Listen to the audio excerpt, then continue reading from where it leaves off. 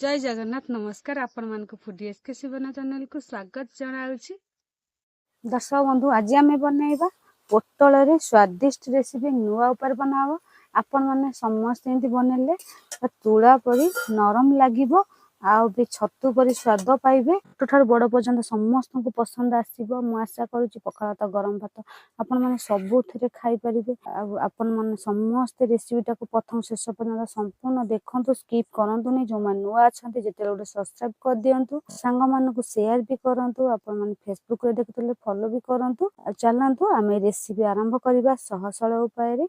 दर्शक देखो 500 ग्राम पोटल नहीं जाइए। पोटल टी ना कषि कषि पोटल हिं ना पोटल को आम प्रथम धोईदे। धोईक गोटे पोटल मुझे काटिक आपने देखा केमी कटा हे। प्रथम आग चिकन की धोईदे। दर्शक देखो पोटल को काटिदे आम चारिपटे एपट मुंडटा काटिदे, एपट दी पट जाक काटिकी पोटल को एमती आम छेलीदे। एपट सट सब जगह छेलिया नहीं, चोपा थवा टे अल्प टे देखो एमती आम काटा। आप पनिकी कि छुरी काटते मुझे पनिकी काटी।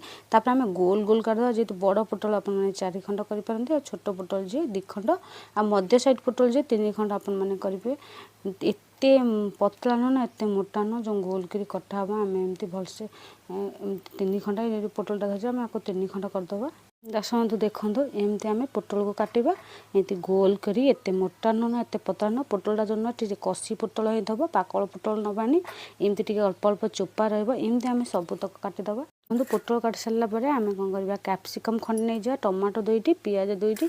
आपण मैंने पियाज पत्ता अधिका ने देखो आम कौन कर यहाँ कैप्सिकम बड़ साइज काटिदे। टमाटो 4 खंड करदे, 4 खंड मझे काटा। तापर पियाज 4 खंड कर तार पाखुड़ा छड़ीदे। एमती आम प्रथम सबुतक काटिदे। पोटल तक सब कटा हो गला। आम एमती गोल गोल काटिबा। तापर देखो कैप्सिकम भी एमती खंड खंड कटा हो जाए, बड़ साइज काटिबा। टमाटो मझे 4 खंड कर मझे एमती खंड कर काटिबा।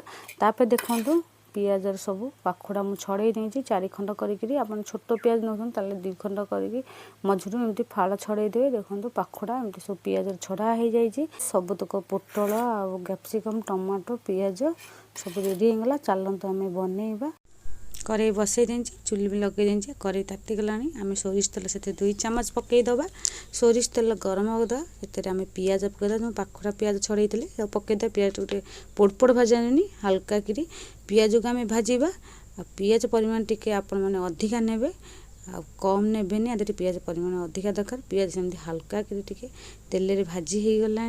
आम से कैप्सिकम पकईबा। कैप्सिकम जो काटिले बड़ साइज टी पकईबा। आम जो पियाज अल्प टे भाजीगले तब कैप्सिकमटा पकईबा। कहीं कैप्सिकम टे सीझीब। कैप्सिकम सीझापी से समय लगे से टमाटो कटा पकईदे। पकईकरी सबुतक कैप्सिकम पियाज टमाटो एकाठी भाजीदे। से लुण अल्प टे पकईदे। लुण पकईदे टे नरम हो जाए, जल्दी टे भी सीझीज कि पोड़बनी। आम बारंबार चलेबा एमती दाग लगे कि सीझीज। पियाज कैप्सिकम सबू सीझी आसलानी। आउ 1 मिनिट पर्यंत एमती आम चलेबा। जाल टे कम दबा, जाल अधिका देले पोड़ीज। आम एमती पिठा कर देखिए पियाज सब सीझी गला। बाहर करदे। कड़े बसईदे। कड़े आउ 2 चामच तेल पकईदे। तेल टिके गरम होगा दवा। से आम कौन करवा जीरा पकईदे अध चामच। जीरा को फुटा दबा। जीरा फुटीगला शुखला लंका 2टा पकईदे। शुखला लंका जीरा होगला से जो पोटल काटते पोटल कटा को हाथ में पकईदे।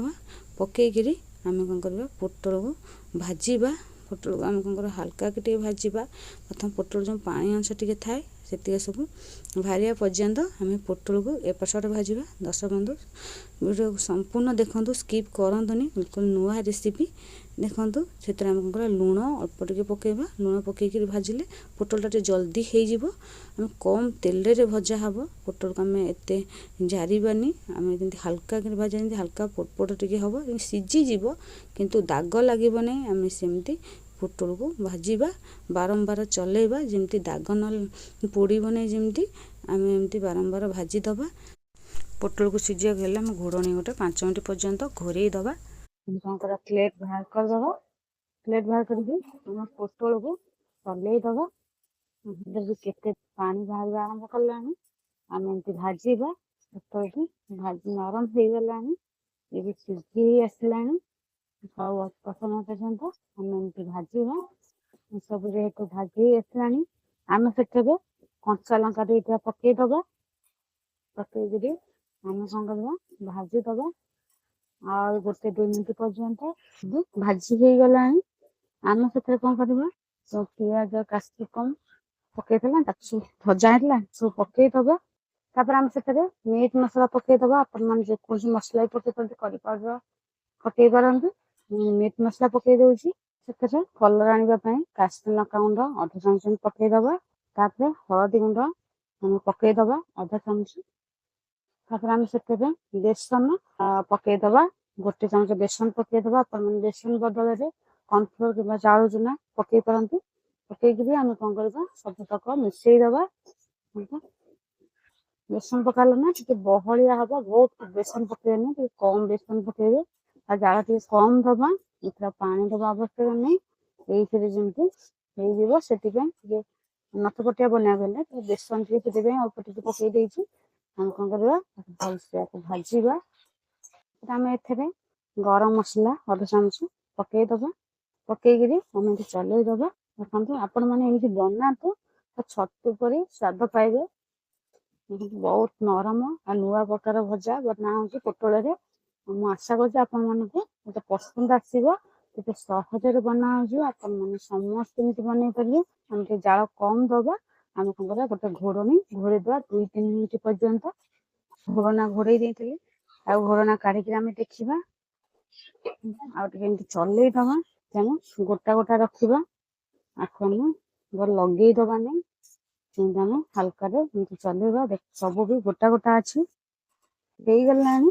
ଆପଣମାନେ ସମସ୍ତେ ଏମିତି ପୋଟଳକୁ ଭାଜନ୍ତୁ। ଛୋଟ ବଡ଼ ସମସ୍ତଙ୍କୁ ପସନ୍ଦ ଆସିବ। ଯୋଉମାନେ ପୋଟଳ ଖାଇବାକୁ ପସନ୍ଦ କରନ୍ତି, ସେ ଥରେ ଏମିତି ବନେଇ ଖାଇଲେ ବାରମ୍ବାର ବନେଇବାକୁ କହିବେ। ଏମିତି ଆମେ ଗୋଟା ଗୋଟା ରଖିବା।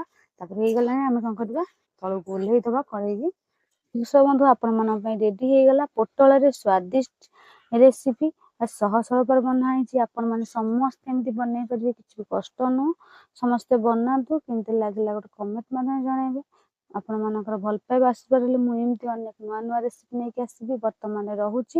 ଜୟ ଜଗନ୍ନାଥ, ନମସ୍କାର, ଧନ୍ୟବାଦ।